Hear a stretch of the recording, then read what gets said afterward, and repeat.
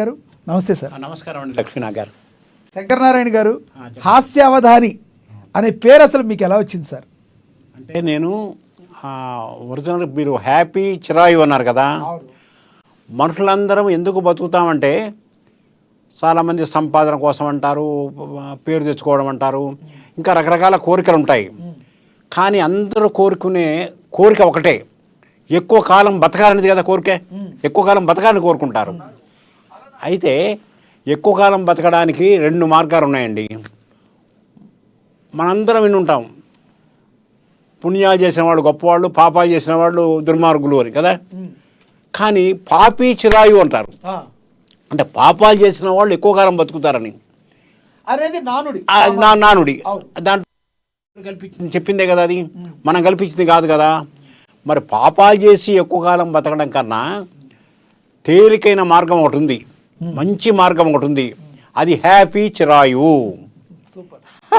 ఎవరు సంతోషంగా ఉంటే, ఎవరు బాగా నవ్వితే, ఎవరు చప్పట్టు కొడితే మనసంతా కూడా ఆనందాన్ని నింపుకున్నట్టయితే వాళ్ళు ఎక్కువ కాలం బతుకుతారు. అంతే కదా. సంతోషం సగం బలం అన్నారు పూర్వం. నేను సంతోషం సంపూర్ణ బలం అంటున్నారు. ఈ రోజుల్లో టెన్షన్ పెరిగింది, అటెన్షన్ పెరిగింది, అన్ని రకాల ఇబ్బంది పడుతున్నారు. అందువల్ల ఆ టైంలో హాస్యావధానం అనేది నాకు తెలియకుండా వచ్చిందండి. ఎలాగంటే నేను మొదట అష్టావధానాన్ని, నా అదృష్టం ఏంటంటే 2024 సంవత్సరం ఇది. సరిగ్గా 50 సంవత్సరాల క్రితం 1974 నవంబర్ 16వ తారీఖున నేను మార్కాపురంలో చెన్నకేశ్వర ఆలయంలో నేను అష్టావధానం చేశాను. ఆ తర్వాత నేను తెలుగు మీద చదువుకున్నాను, జర్నలిస్ట్ అయ్యాను, రకరకాల టెన్షన్లలో నేను కూడా అవధానాన్ని, కవిత్వాన్ని పక్కన పెట్టాను. అయితే అనుకోకుండా అప్రస్తుత ప్రసంగంలోకి వచ్చాను. ముందు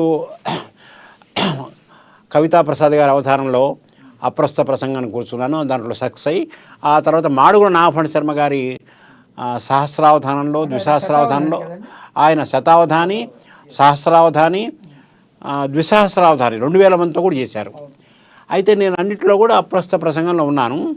ఆ ద్విసహస్రావధానం జరిగేటప్పుడు, అంటే 2000 మందితో ఆయన చేసినప్పుడు సినిమా యాక్టర్లు కూడా చాలామంది వచ్చారు. నేను ఒకరోజు ఏమన్నానంటే, నాగఫణి శర్మ గారు ఆడియో వీడియో ఆ సౌకర్యాలతో చేశారు. దూరదర్శన్ వాళ్ళు కెమెరా పెట్టారు, రికార్డ్ చేశారు. మొట్టమొదట హైటెక్ దీంతో టెక్నాలజీ తోటి అవధానం చేయడం అది మొదలు. అందరూ దూరదర్శన్ వాళ్ళు కెమెరా పెట్టారు. నేనన్నాను, మీరు అంటే ఎక్కువ విమర్శించేవాడిని సాహిత్యపరంగా. ఇంకా వాళ్ళని ఎక్కడ దొరుకుతారో, తప్పు దొరుకుతుందో అని నేను పట్టుకుని వాళ్ళని ఇబ్బంది పెట్టేవాడిని అవధానాలు. అందువల్ల నాకు పేరు వచ్చింది. సార్ నేను నవ్వించడం అంతా కూడా ఏడిపించడం మీద ఆధారపడింది. అవధానాలను ఏడిపించి నేను నవ్వించాను. నేను అట్లా ఏమన్నానంటే, మీరు నాగఫణి శర్మ గారు మీరు ఆడియో వీడియో అవధానాలు చేస్తున్నారు అనేప్పటికీ అన్నాడు ఆయన, అమ్మయ్యా ఇన్నాళ్లకు నా గురించి ఒక మంచి మాట అన్నాడు శంకరనారాయణ అన్నాడు. నా యువ దెబ్బతిన్నది. నేను మంచి మాట అంటాం ఏంటి అని. లేదు, ఇది కూడా మంచి మాట కాదు. మీరు అబద్ధాలు ఆడియో, నిజాలు వీడియో, అంటే అబద్ధాలు ఆడి కానీ నిజాలు వదిలిపెట్టి కానీ వీడి కానీ అవధానం చేస్తున్నారు, ఇది నా ఉద్దేశం అన్న.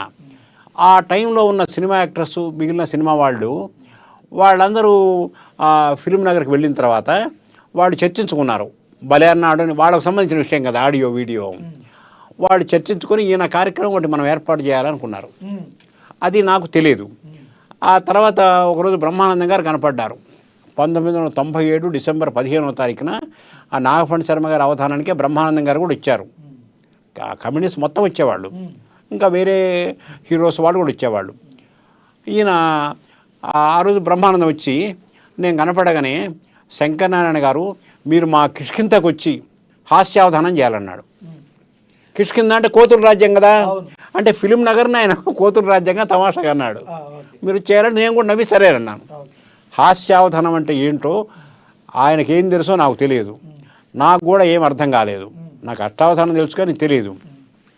సరే అని ఊరుకున్నా.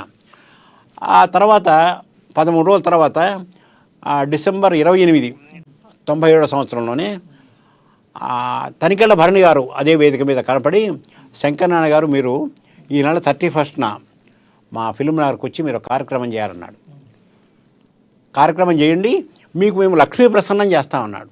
లక్ష్మీ ప్రసన్నం చేస్తాం అంటే డబ్బులు ఇస్తాం డైరెక్ట్గా ఇండైరెక్ట్గా.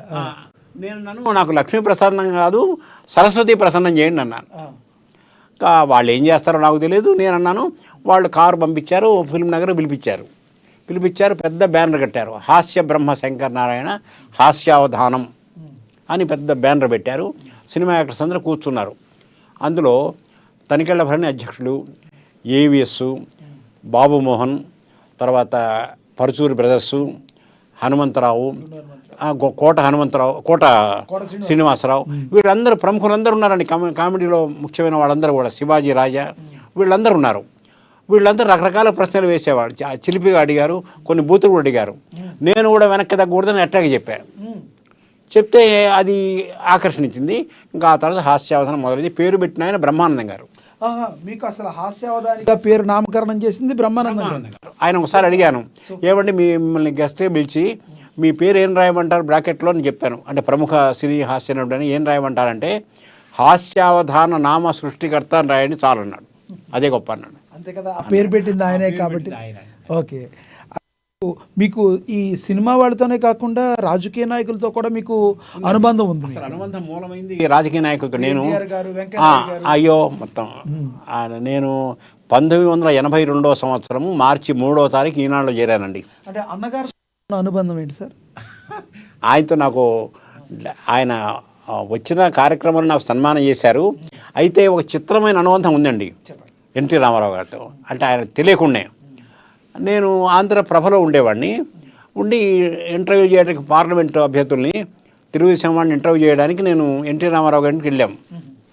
వెళితే నాకు తెలియక అక్కడ చాలా కుర్చీలు ఉన్నాయి. నేను వెళ్ళి ఎన్టీ రామారావు కుర్చీలో కూర్చున్నా. కూర్చున్నా, నాకు తెలియదు కదా, ఏదో పరిచయం కూర్చుంటే ఆయన బోళ్ళ బులిరామయ్య గారిని తణుకు ఎంపీ చేశారు. ఆయన ఈ మంచి వరకు ఉన్నారు. ఆయన చెప్పారు, పెద్ద ఆయన సీటు ఇక్కడ కూర్చోండి అన్నారు. తర్వాత ఆ మహానుభావుడి చీఫ్ గెస్ట్గా ఉన్న కార్యక్రమంలో నాకు సన్మానం జరిగింది. ఆ టైంలో ఆయన లేడు, కానీ ఆ కార్యక్రమంలో నాకు జరిగిందండి. అది ఎన్టీ రామారావు గారితో, రామోజీరావు గారితో మీకేమన్నా? రామోజీరావు ఆయన దగ్గర 24 ఏళ్ళు పనిచేశానండి. ఈనాడులో చేశాను. ఓకే, మీరు ఈనాడు ఒకటే చేశారు? ఉదయం అవి వార్త చేయలేదు. ఈ పత్రిక, ఉదయం, ఇవన్నీ మీరు దాంట్లో ఏం చేసేవారు సార్? హాస్యానికి సంబంధించిన ఈనాడులో ఇన్ఛార్జ్ చేశాను. అన్ని ప్రపంచంలో జర్నలిస్ట్ ఇన్ఛార్జ్, జనరల్ న్యూస్ అన్ని ఫస్ట్ పేజ్ కూడా నేనే పెట్టించేవాడిని. అట్లా 7.5 ఏళ్ళు ఈనాడు మొత్తానికి కూడా ఇన్ఛార్జిగా ఉన్నాను. తర్వాత తిరుగు పత్రిక ఇన్ఛార్జిగా ఉన్నాను. అంటే మీరు ఇవి స్టేజ్ షోస్ చేయటం అనేది ఎప్పటి నుంచి స్టార్ట్ చేశారు మీరు అసలు? అంటే నేను అష్టావధానం చేయడం 94 అనుకో, అది 74. ఈ అప్రస్తుత ప్రసంగము హాస్యావధానము 94 నుంచి 1994. భారతదేశంలోనే దేశ విదేశాల్లో కూడా ఏ దేశాలు ఇచ్చారు సార్ మీరు? నేను అమెరికాలో 15 రాష్ట్రాల్లో చేశాను. అమెరికాలో చేశాను. బ్రిటన్లో అప్రస్తుత ప్రసంగాన్ని కూడా పిలిచారు నన్ను. బ్రిటన్కు అప్రస్తుత ప్రసంగం అంటేనే దానిలోనే ఒక అప్రస్తుత అవధానం డిస్టర్బ్ చేయడం ఇష్టం. ఉదాహరణకి మా ఆడియన్స్ కోసం ఏదైనా ఒకటి చెప్తారా మీరు? నేను మాడుగుల నాగఫణి శర్మ గారిని అడిగాను, ఏమండి చీపురు ఉంది కదా, చీపురు కట్ట, అది దాని నక్షత్రం ఏంటి అని అడిగా. మన దగ్గర నక్షత్రం, ఆయన అదే అన్నాడు. అంటే కాదు, అది మూల నక్షత్రం అన్న. అలా ఓకే. అంటే ఇప్పుడు ఈ జోక్స్ మా ఆడియన్స్ కోసం, అమ్మ న్యూస్ ప్రేక్షకుల కోసం ఏదన్నా 3-4, 2-3 అంటే ఇప్పుడు బ్రహ్మానందం గారు గతంలో చెప్పేవాళ్ళు చూడండి, ఆర్టీసీ కండక్టర్లు 2 వాయిస్లు కలిపి చెప్పేవాళ్ళు చూడండి, అలాంటివి ఏదైనా ఒకటి చేసి చూపిస్తారు? బ్రహ్మానందం గారికి పెద్ద అవార్డు ఇచ్చారండి. ఇది మన హైదరాబాద్లో సుందరయ్య విజ్ఞాన కేంద్రం ఉంది కదా, అక్కడ మెయిన్ స్టేజ్ మీద చాలా పెద్ద సన్మానం చేశారు ఆయనకు. చేసి సన్మానం తర్వాత ఆర్గనైజర్స్ అడిగారు. నేను ఆ రోజు గెస్ట్ని కాదు, ఆడియన్స్లో ఉన్నాను. ఉంటే ఆయనకు సన్మానం చేశారు, అవార్డు ఇచ్చారు, అంతా బ్రహ్మాండం జరిగింది. అయిన తర్వాత బ్రహ్మానందం గారు కొన్ని జోకులు చెప్పండి అన్నారు. బ్రహ్మానందం గారిని అడిగారు. ఓకే, అడుగుతారు కదా ఆర్గనైజర్స్. అడిగితే నా జోకులు కాదు కానీ నాకు బాగా ఇష్టమైన జోక్ శంకరనారాయణ గారికి చెప్తాను అన్నాడు అని చెప్పాడు. ఏం చెప్పాడంటే, నేను ఒకసారి యాదగిరిగుట్టకు వెళ్ళా. యాదగిరిగుట్టకు యాదగిరిగుట్టకు వెళ్ళినప్పుడు నేను మా ఆవిడ వెళ్ళాము, పిల్లలు వెళ్ళాము. వెళితే మా ఆవిడ ఏం చేసిందంటే పులిహోర ప్యాకెట్ పొట్లం కట్టి తీసుకొచ్చింది. ఆ పొట్లం అక్కడ పెట్టి ఆవిడ, అంటే యాదగిరిగుట్ట టౌన్లో, కొండ మీద కాదు కింద, ఆవిడ మరి అక్కడ కొబ్బరికాయలు దొరుకుతాయో లేదో కొబ్బరికాయ తీసుకొస్తానని వెళ్ళారు. వెళితే నేనేదో పరిచ్ఛాన్నంగా ఉన్నా, ఉంటే ఆ పులిహోర ప్యాకెట్ కనపడలేదు, వెళ్ళిపోయింది. తీసుకెళ్ళారు. మా ఆవిడ వచ్చి అడిగింది, ఏదండి మన పులిహోర ప్యాకెట్ అని. అంత దూరంలో చూస్తే పంది ఉంటున్నది, అది లాక్కుపోయింది. నేను గమనించరా, అయోమయంగా ఉన్నా. అలా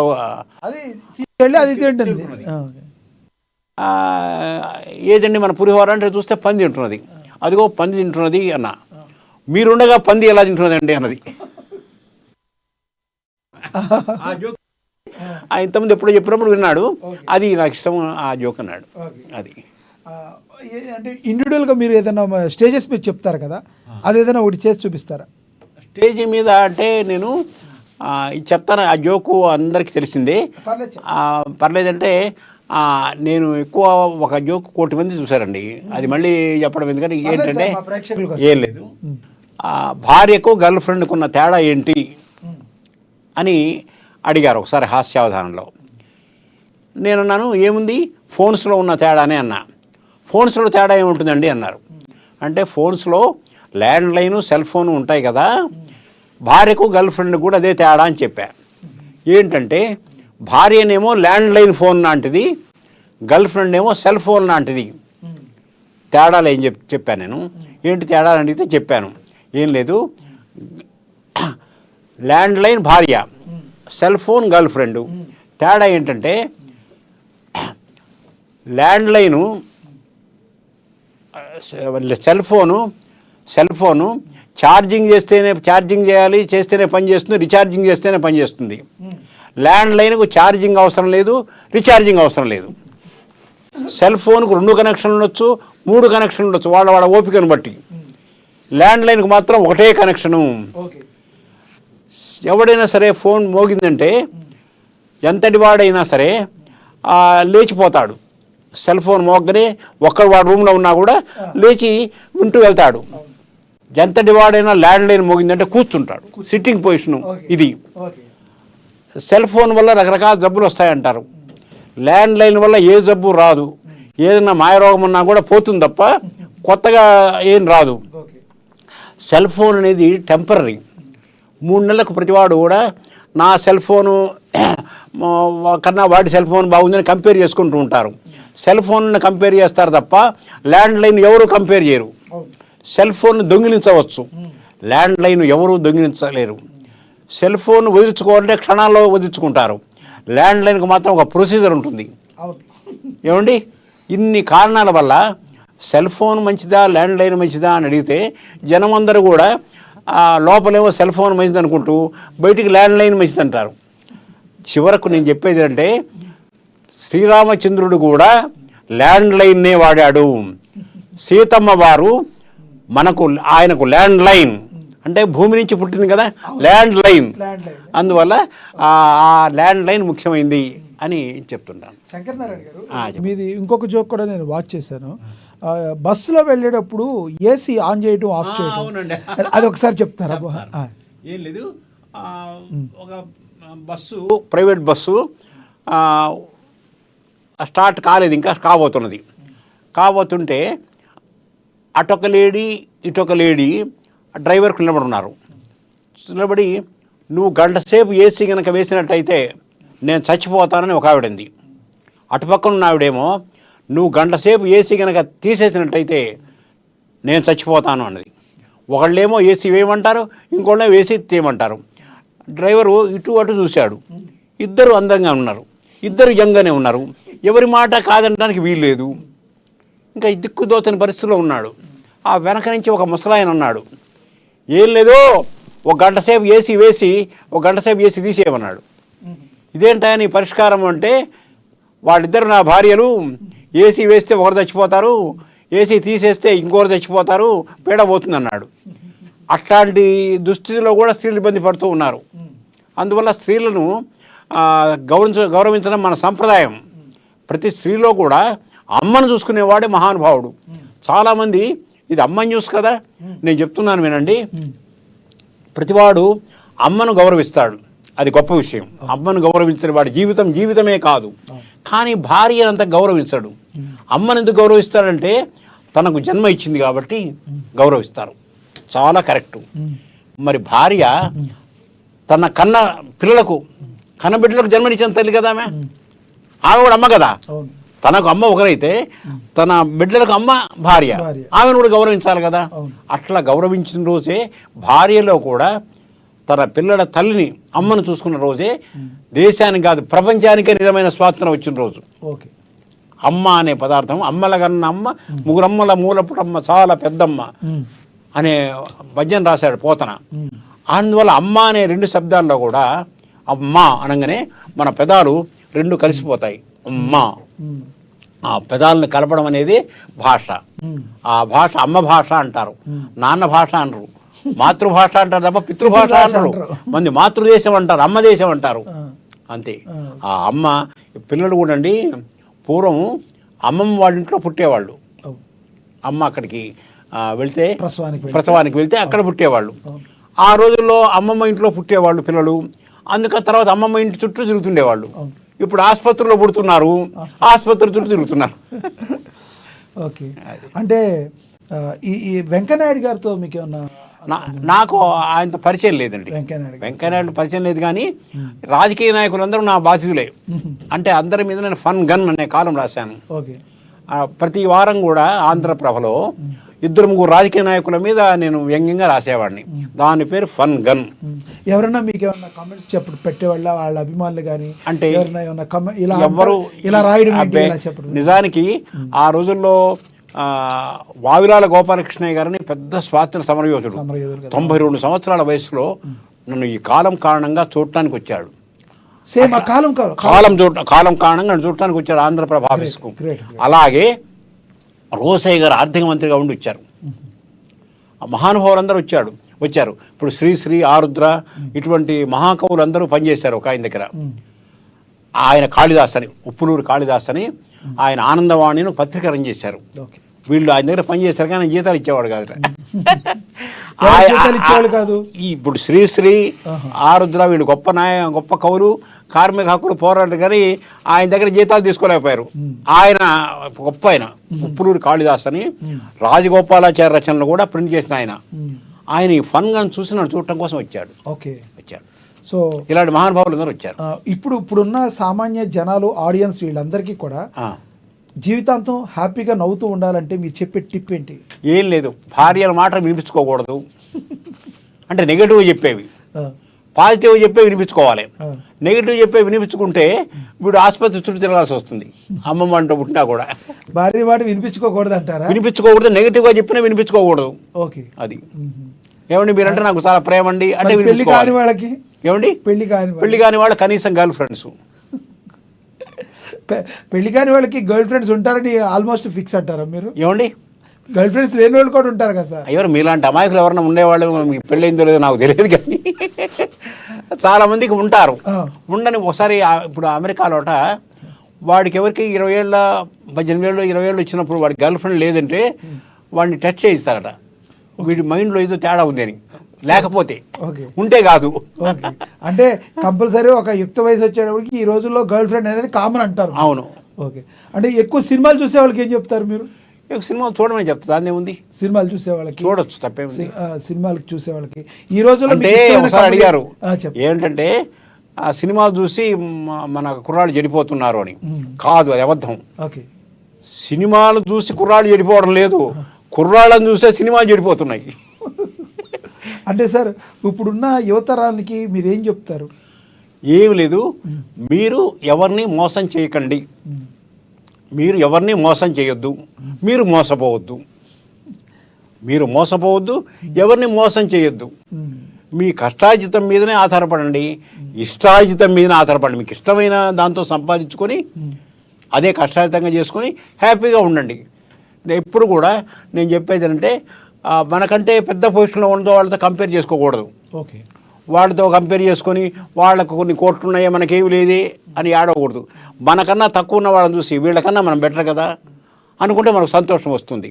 ఆ సంతోషమే మనిషికి బలం. శంకర్ నారాయణ గారు, మీకు సినిమా అవకాశాలు ఏమైనా వచ్చినాయా?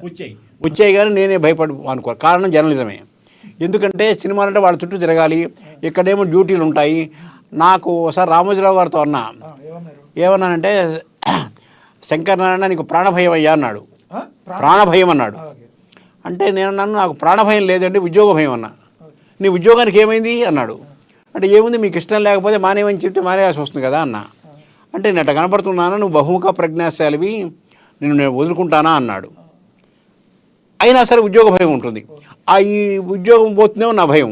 ఆ సినిమా చుట్టూ తిరిగితే ఆ సినిమా ఛాన్స్ వస్తుందో పిలిచారు పాపం. ఈవి సత్యనారాయణ పిలిచాడు, వీళ్ళందరూ ఆయన పిలిచారు.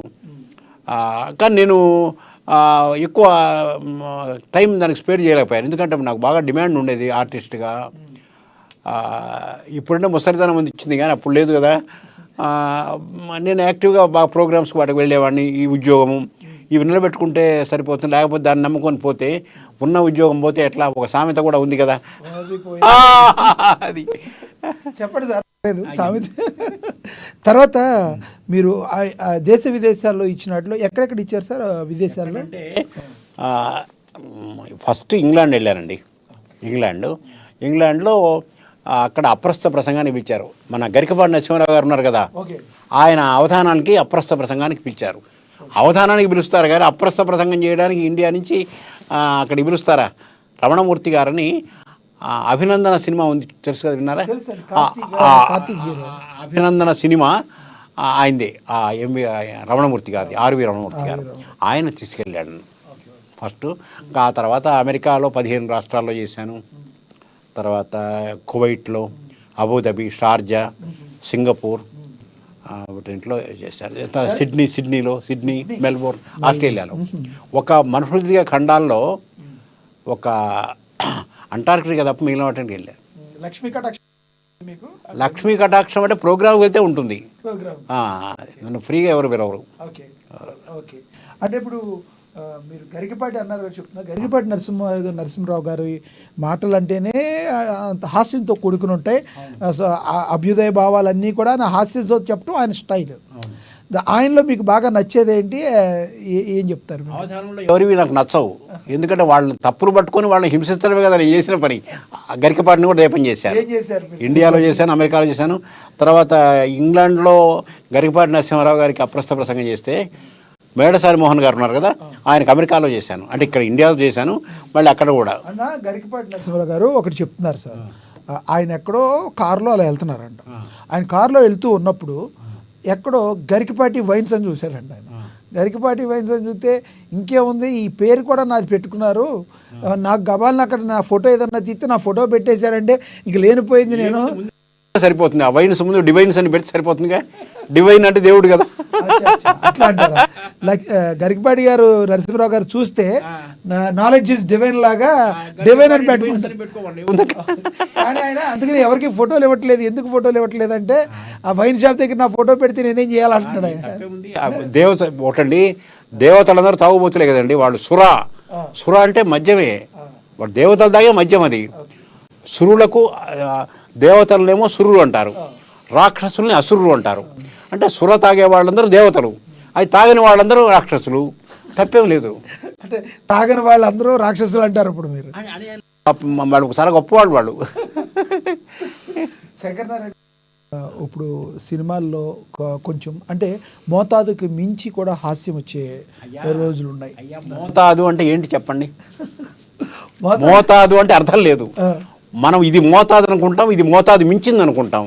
మన తాతలకేమో ఒకటి మోతాదు, మన తండ్రికేమో ఒక మోతాదు, మందే ఒక మోతాదు ఏమీ లేదు. నేను నీతులు చెప్పడానికి ఎగబాకను, బూతులు చెప్పడానికి దిగజారను. కాబట్టి ఒక పద్ధతి, మనకు ఏది నచ్చితే, ఏది మనకి ఇబ్బంది లేకపోతే, వాళ్ళందరూ మంచివాళ్ళుగా ఉండడానికి కారణం ఒకటేనండి, ఎక్కడైనా పట్టుబడతామని. పట్టుబడము అనే నమ్మకం ఉంటే ప్రతివాడు అవినీతిపరుడే, ప్రతివాడు తప్పుడు పని చేస్తాడు. దొంగ లేదా దొర అంటారు. అంతే, అనుమానం ఏం లేదు. అంటే ఫిమేల్కి మేల్కి అంటే మీరు మళ్ళీ మేల్ ఫిమేల్ స్పెల్లింగ్లో అనొద్దు హాస్యాస్పదంగా, మగాళ్ళకి స్త్రీలకి తేడా ఏం చెప్తారు మీరు, అంటే హాస్యాన్ని ఆస్వాదించడంలో? ఈ తేడా ఏం లేదు, మేలు చేయదలుచుకుంటే మేలు అయినా పర్లేదు, ఫీమేల్ అయినా పర్లేదు, మేలు మాత్రం చేయాలి కంపల్సరీగా. తల్లిదండ్రులు ఎవరు గొప్పవాళ్ళు అంటే ఏం చెప్పలేం కదా. ఫస్ట్ ప్రిఫరెన్స్ తల్లికి ఇస్తాం, మాతృదేవోభవ, అమ్మకి ఇస్తాం. నెక్స్ట్ పితృదేవోభవ, ఆచార్య దేవోభవ అని నమస్కారం చేస్తాం. అట్లాగే మేల్ అయినా ఫిమేల్ అయినా మంచిదే. మీరు స్కూల్ డేస్లో కానీ కాలేజ్ డేస్లో కానీ ఏమన్నా ప్రోగ్రామ్స్ చేశారా మీరు ఏదన్నా? కాలేజ్ డేస్, కాలేజ్ వేశాను వేశాను. కాలేజ్ డేస్ అసలు ఇంటర్మీడియట్లో కానీ డిగ్రీలో కానీ నేను బీకామ్ ఫస్ట్ ఇయర్లో ఉన్నప్పుడే అష్టావధానం చేసింది. కామర్స్ స్టూడెంట్ అయితే? కామర్సే. కామర్స్ అంటే మీది ప్రాపర్ ఎక్కడ వస్తుంది సార్? మీరు పుట్టింది ఆంధ్రప్రదేశ్ ప్రకాశం జిల్లా దర్శి తాలూకాలో బంగినపూడిన ఊరు. కానీ intermediate degree 10th class intermediate degree ఇవన్నీ కూడా మార్కాపురంలో చదువుకున్నాను. మార్కాపురం వాసవి కన్యకా పరమేశ్వరి కాలేజ్ ఉంది, శ్రీ వాసవి కన్యకా పరమేశ్వరి కాలేజ్. ఆ కాలేజీలో డిగ్రీ వరకు చేశాను. ఆ తర్వాత ఎంఏ తెలుగు నాగార్జున యూనివర్సిటీలో ఎంఏ తెలుగు యూనివర్సిటీ సెకండ్ వచ్చింది. మళ్ళీ అదే యూనివర్సిటీ నా మీద పిహెచ్డీ కూడా చేయించింది. అదే. ఓకే. అండ్ శంకరనారాయణ గారు, తనికెళ్ళ భరణి గారు మీకు బాగా టచ్ ఉన్నా, ఆయనతో నా అనుబంధం చెప్తారా? తనికెళ్ళ భరణి గారు, అసలు తనికెళ్ళ భరణి గారు నాకు హాస్యావధానానికి అవి బ్రహ్మానందం గారు అన్నారు, అది ఆచరించి చూపిన ఆయన తనికెళ్ళ భరణి గారు. ఓకే. ఆయన పేరు దశభరణి, మీ ప్రేక్షకులకు తెలుసో లేదో కానీ తనికెళ్ళ దశభరణి ఆయన పేరు. ఓకే. ఇప్పుడు ప్రజెంట్ అందరికీ కూడా బాగా తెలంగాణ రాష్ట్ర వ్యాప్తంగా హైడ్రా అనే దాని గురించి ఉంది. అందరూ కూడా మూసీ నదికి సంబంధించి చుట్టూ పరివాహక ప్రాంతాల్లో ఎవరైతే బఫర్ జోన్లో ఇళ్ళు కట్టుకున్నారో అన్నీ కూడా ప్రభుత్వం వాళ్ళకి నచ్చజెప్పో ఏదో డబుల్ బెడ్రూమ్లు ఇచ్చి దాన్ని, ఎందుకంటే వరదలు రాకుండా ఉండడానికి హైడ్రా అనేది అందరికీ కూడా తెలుగు రాష్ట్రాల్లో ఒక ఊపు తీసుకొచ్చి, ఏం చెప్తారు ఈ హైడ్రా గురించి? అంటే గారు పాతకాలపు నాయకుడు టైపు, ఒక టంగుటూరి ప్రకాశం పంతుల్లాగా, ఒక నీలం సంజీవ్ రెడ్డి లాగా ఒక ధైర్యం ఉన్న మనిషి. ఆయన పుట్టకతో భూస్వామి కాదు, మామూలుగా వచ్చాడు. ఆయన కూడా ఒకప్పుడు జర్నలిస్టే. ధైర్య సాహసాలు ఉన్న వ్యక్తి. అందరూ కూడా పదవులు కాపాడుకోవడం కోసమే ఆలోచిస్తారు నాయకులు. ఆయన ధైర్యంతో చేస్తున్నారు. ఆయన ముందు చూపు కొన్ని, ఇప్పుడు అక్కడ విజయవాడలో ఆ బుడమేరు పొంగి విజయవాడ మునిగిపోయింది కదా, ఆ దృష్టితో చేస్తున్నారు. కొన్ని ఇబ్బందులు తాత్కాలికంగా ఉంటే అవి సరిదిద్ది చేస్తే హైదరాబాద్ని, ఇప్పుడు హైదరాబాద్ ఎవరు అంటున్నారు, హైదరాబాద్ అంటున్నారు. హైదరాబాద్ అంటున్నారు. హైదరాబాద్ అంటే ఈ హైడ్రా ఉంది కాబట్టి అందువల్ల ఆ ముందు చూపు ఉంది ఈయనలో. ఆ టెంపరీగా ఇప్పుడు మనం ఏదైనా చేసి మనము ఏదో ఒక ప్రయోజనం పొందామని కాకుండా కాస్త ముందు తరాల గురించి ఆలోచించే నాయకుడు అనిపిస్తోంది. తెలంగాణ రాజకీయ నాయకుల్లో మీకు బాగా ఇష్టమైన రాజకీయ నాయకుడు? నాకు రాజకీయ నాయకులు అంటే కూడా పెద్ద ఇష్టం ఉండదండి. వాళ్ళ దగ్గర తప్పు దొరికితే వాళ్ళు తమాషా చేద్దామని. ఇప్పుడు ఏమంటున్నానంటే దగ్గర రేవంత్ రెడ్డి గురించి అడిగారు కదా మీరు, రేవంత్ చేస్తాడు, మన వంతు మనం చేయాలని. అంటే ఆయన పేరులో ఉంది కాబట్టి ప్రాసగా అలా యూజ్, ప్రాస కాదు, దాని అర్థం కూడా ఉంది. చెప్పండి ఏంటది అర్థం? అంటే ప్రభుత్వం ద్వారా జరిగేది ఆయన చేస్తారు, ఓకే, మనం చేయాల్సింది మనం చేద్దాం పౌరులుగా, అది ప్రజలుగా. మా అమ్మ న్యూస్ ప్రేక్షకులకి మీరు ఏం చెప్తారు? అమ్మను మర్చిపోవద్దు, మనల్ని కన్నా అమ్మను మర్చిపోవద్దు, మనం కన్న పిల్లల అమ్మను కూడా మర్చిపోవద్దు. అమ్మలమయం ప్రపంచం అంతా కూడా అమ్మలమయం. మనం ముగ్గురు అమ్మలే, ఒక సరస్వతీదేవి, పార్వతీదేవి, లక్ష్మీదేవి అంత కొలుస్తాం మనం. ప్రతి అమ్మను కొలవాల్సిందే, అమ్మ మాట వినాల్సిందే, అమ్మ బాటను నడవాల్సిందే. అమ్మ మాట నాన్న బాట మనకు ఆదర్శము. అవి మనం జీవితాంతము గుర్తుంచుకొని అనుసరించాల్సినవండి. అమ్మ మాట నాన్న బాట. అమ్మ మాట నాన్న బాట. బాగుంది. సినిమాల్లో మీకు ఏ హీరో అంటే బాగా ఇష్టం ఉండేది? నాకు అక్కినే నాగేశ్వరరావు గారు అంటే ఇష్టం ఉండేది. అక్కినే నాగేశ్వరరావు గారు అంటే ఎందుకు? బాగా డాన్స్ చేస్తారనా? అంటే ఆ రోజుల్లో అంటే ఎన్టీ రామారావు ఒక రకం గొప్పవాడు. ఎందుకంటే పౌరాణిక పాత్రల్లో ఒక రాముడు అంటే ఎట్లా ఉంటాడో తెలియదు మనకు, కానీ ఎన్టీ రామారావుని చూసి మనం రాముడు ఎట్లా ఉంటాడో తెలుసుకున్నాం. కృష్ణుడు ఎట్లా ఉంటాడో మనం ఎన్టీ రామారావుని చూసి ఓహో ఇట్లా ఉంటాడు కదా అనుకున్నాం. మీరు కమెడియన్స్లో వీళ్ళ పేర్లు చెప్పారు, అలనాటి పద్మనాభం గారు కానీ రాజబాబు గారు కానీ వాళ్ళతో మీకు అందరికంటే నాకు అల్లు రామలింగయ్య గారు చాలా ఓకే. క్లోజెస్ట్ అల్లు రామలింగ గారు. అల్లు రామలింగ గారు అక్టోబర్ 1న పుట్టాడు, నేను అక్టోబర్ 3న పుట్టే. నన్ను చాలా ఆయన సినిమాలో ఎక్కువ చూసేవాడు నేను. ఆయన అంటే నాకు ఇష్టం, హీరో కంటే కూడా ఆయన అంటే ఇష్టం. చివరకు మెడ్రాస్లో నేను హాస్యావధానం చేస్తే ఆయన సభాధ్యక్షుడిగా ఉన్నాడు కార్యక్రమానికి. అల్లు రామలింగ గారు హైదరాబాద్ వచ్చాడు. తర్వాత హైదరాబాద్ వచ్చిన తర్వాత నాకు చాలా వాళ్ళ ఇల్లు వాస్తు కూడా నేను చూసా. ఏది ఏమైనప్పటికీ కూడా సార్ మీ యొక్క అమూల్యమైన సమయాన్ని కేటాయించి మా స్టూడియోకి వచ్చి మరి మీ ఏదైతే మీ హాస్యం ఉందో ఆ హాస్యపు జల్లుల్లో మమ్మల్ని కూడా ఆనందపరిచేందుకు తడిపించేటట్టు చేసినందుకు చాలా ధన్యవాదాలండి మీకు శంకర్ నారాయణ గారు. చూశారు కదా ఈరోజు స్పెషల్ చిట్ చాట్ హాస్య శతావధాని హాస్య అవధాని శంకర్ నారాయణ గారితో స్పెషల్ చిట్ చాట్ ఇది. మరిన్ని మంచి ప్రోగ్రామ్స్ కోసం చూస్తూనే ఉండండి అమ్మా న్యూస్. నమస్తే. నమస్కారం.